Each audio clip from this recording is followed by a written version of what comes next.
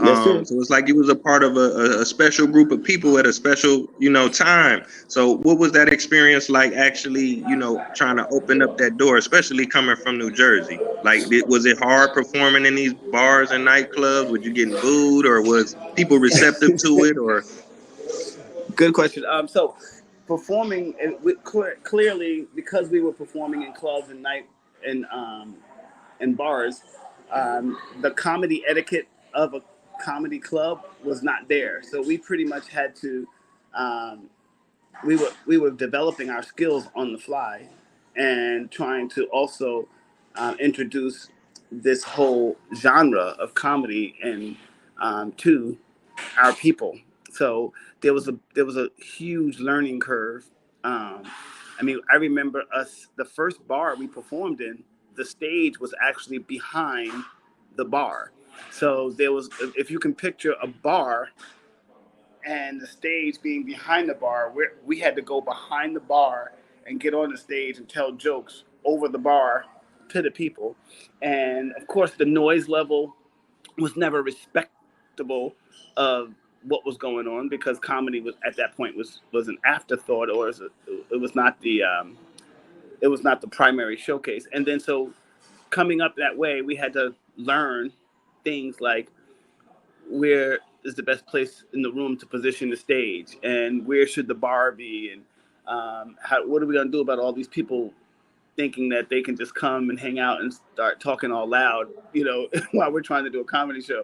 So we had to learn on the fly. And a lot of the comedy clubs that we were performing in, like the Improv, we tried to perform in, like Rascals Comedy Club, the Improv, the Comic Strip that was around back then. They actually had these lottery nights where that's how they accepted new talent, and you had to go and stand online and wait for tickets, a lottery ticket, and if your number got pulled, then you got a chance to showcase in front of the club owner. And um, and that was pretty much our start.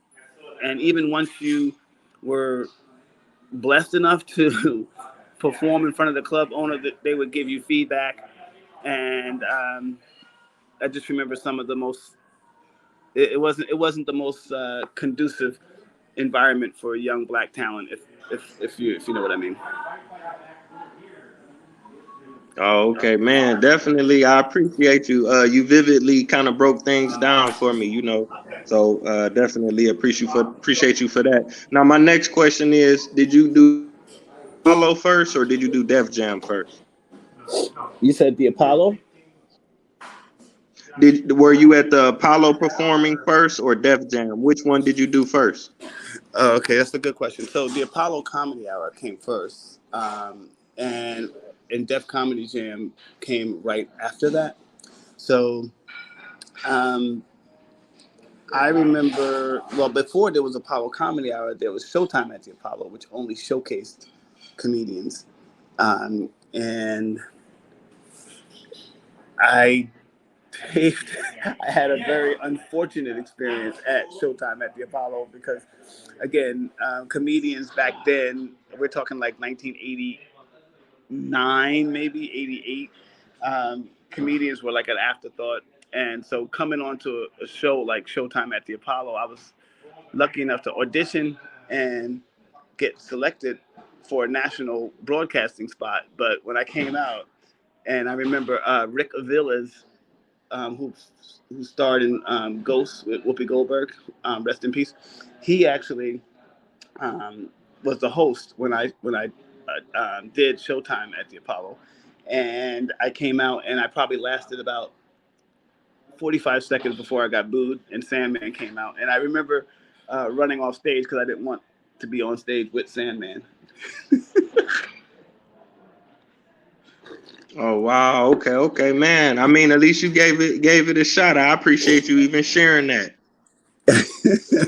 I am not afraid Yes. or not ashamed of my humble beginnings. So. Right, but I mean, but obviously you continue to do bigger and better things after that. So how did you how did you even find out about the Apollo? Like, was it something on the radio, or you knew somebody already that had been? How did you even, coming from Jersey, how did you even find out about that opportunity?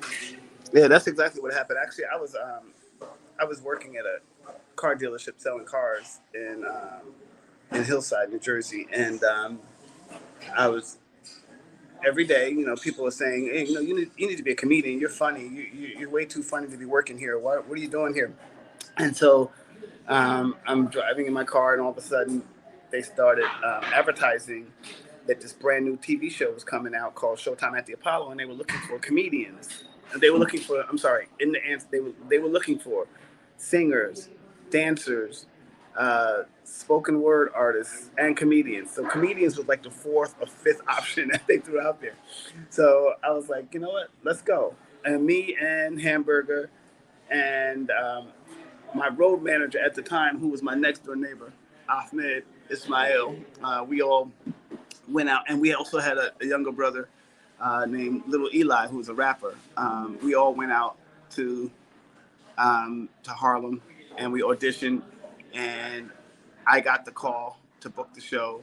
Um, Little Eli, the rapper, got the call to book the show, and so when I booked it, I didn't even realize that this was my first foray into being a comedian. I didn't realize that going on national television, I had to have like perfected material or material that was tried and true that I was supposed to be working on in the clubs. I just thought that I was going to get up there and wing it because I'm funny and everybody thinks I'm funny, so these people are going to think I'm funny too.